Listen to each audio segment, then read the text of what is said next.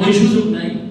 একেবারে হাদিস শরীফ আছে, নবীজি কি বলেন, ইত্তাকু দাওয়াতাল মাজলুম ওয়া ইন কানা কাফিরান, মজলুমের বদদুয়া থেকে বাঁচো।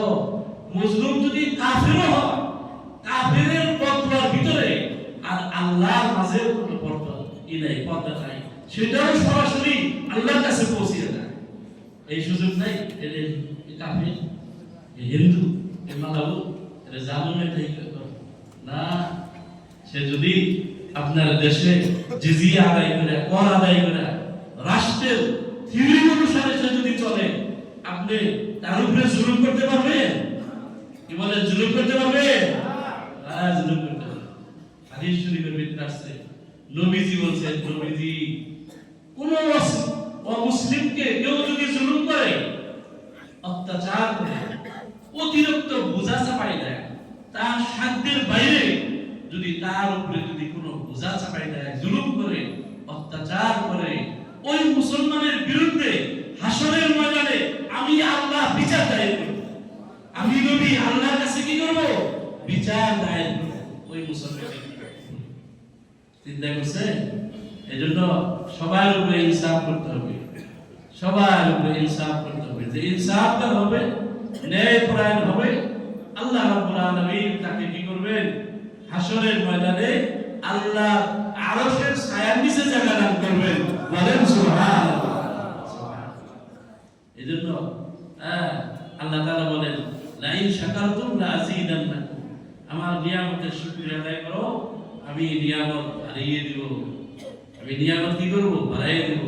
ওয়ালা ইন কাফারতুম ইন্না আযাবি লাশাদীদ, আর আমার নিয়ামতের শুকরিয়া আদায় করবে না, অকৃতজ্ঞ হবে, ইন্না আযাবি লাশাদীদ, আমার আযাব বড় হবে। এই হলো একটা বিষয়। আমি ওদিকে যাইতেছি না। এরপর এই হাদিসের মধ্যে আরেকটা আছে, নবীজি ইরশাদ করেন যে সাবাতু ইউযিল্লুহুমুল্লাহু ফি যিল্লিহি ওয়া লা যিল্লা ইল্লা যিল্লু বিমাহুন আতিম ওয়া শাআবুন নাশা ফি ইবাদাতিল্লাহ।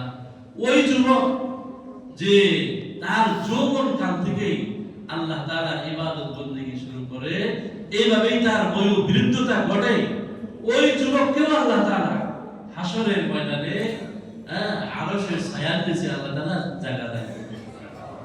যে যুবক কি করবে? তার যৌবন কাল থেকেই কি করবে? আপনার ইবাদত বندگی করবে। ইবাদত বندگির অর্থ এই না পড়াবাদ দিবে। কি বলেন? বলে হুজুর রাখালিয়া মসজিদে ইবাদত বندگی করতে বলে পড়াটা বাদ দিয়া? না, পড়তে তো হবে, পড়বেন তো, আল্লাহই তো পড়া নাযিল করছে। ইকরা বিসমি রাব্বিকাল্লাযী খালাক, কি অর্থ? পড়েন। আল্লাহ তাআলা কি বলেন? পড়ো তোমার প্রভুর নামে, যিনি তোমাকে সৃষ্টি করেছেন। আল্লাহ তাআলা পড়ার জন্য বলেছেন, পড়া বাদ দিয়া বলতেছেন। যুবকরা পড়বে, যুবতীরা পড়বে, যুবকরা ইবাদত করবে, যুবতীরা ইবাদত করবে। কিন্তু যুবক যুবতী যারা ইবাদত করবে, যারা বندگی করবে, যৌবন কাল থেকে ইবাদত বندگی করবে, আল্লাহ রাব্বুল আলামিন তাদেরকে হাসরের ময়দানে আরশের ছায়ার নিচে জায়গা দান করবে। আবার যুবক যুবতীরা যদি আপনার ওটা কি বিশ্ব ভালোবাসা দিবস আসতেছে নাকি? বিশ্ব ভালোবাসা দিবস কবে?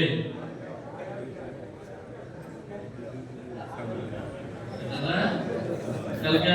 এই যে দেখছেন, 14ই ফেব্রুয়ারি আলী ইমাম তো সব বলতেছেন, আলিশা 14ই ফেব্রুয়ারি, আজকে হলো 13ই ফেব্রুয়ারি, কালকে হলো 14ই ফেব্রুয়ারি।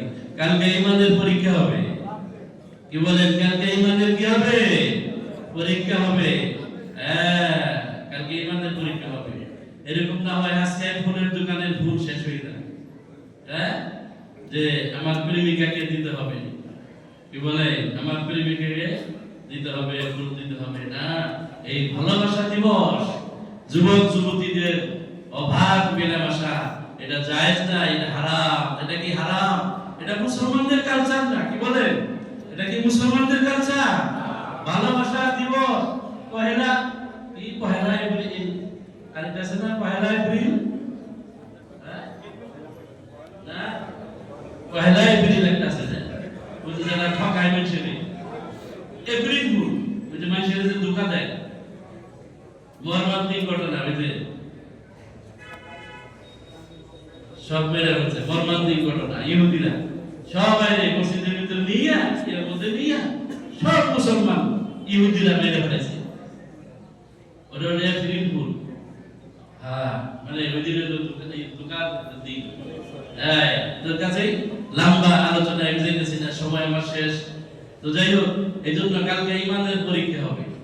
এরকম না যে বুড়ারাও কালকে যুবক হয়ে যাবে, কি বলে দেখা যায় কি ভালোবাসা দিবসে অনেক বুড়ারাও, তারাও আপনার কি ভুল কিনা, কি বুড়ির জন্য নিয়ে যায় না কার জন্য নিয়ে যায় আল্লাহ ইবাদতে। এই জন্য কালকে যেন আপনার এই গুনাহ থেকে আমরা বেঁচে থাকি। হ্যাঁ, এই সমস্ত ভালোবাসা দেওয়া, এই বিরিলপুর হ্যাঁ এগুলি বিদেশি, এগুলি সেই সাদাদের, এগুলি ইহুদি নাসারাদের কালচার, ওইগুলি মুসলমানদের কালচার হইতে পারে না। এই সমস্ত কাজ কালচার আর মুসলমানের জন্য হারাম। এই সমস্ত হারাম কাজ থেকে আমরা কি করব? বেঁচে থাকবো। থাকবো তো ইনশাআল্লাহ সবাই। আল্লাহ আমাদেরকে তৌফিক দান করে। হ্যাঁ, তো যাই হোক, আমাদের টাঙ্গাইল সদর